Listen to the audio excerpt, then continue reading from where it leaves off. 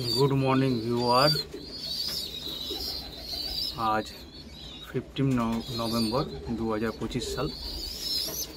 देखুন एक जोड़ा कालांका बाच्चा एर भिडियो करছি। बाड़िर बाच्चा अंध्रा पायरा। पायरा दुটো अनेक আগেই बुक করেছে।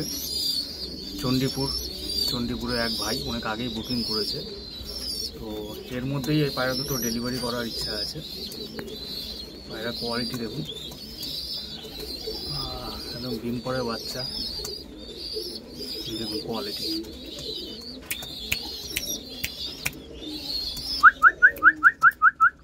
खूब सुंदर उड़ान होबे। दुटो पायरारই खूब सुंदर उड़ान होबे, खूब सुंदर बाच्चा होबे। तो এখন শীতকাল ব্রিডিং করছি।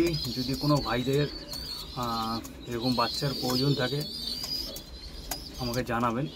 অনেক বাচ্চাই আছে, এখন শীতকালটাই শুধু ব্রিডিং করি।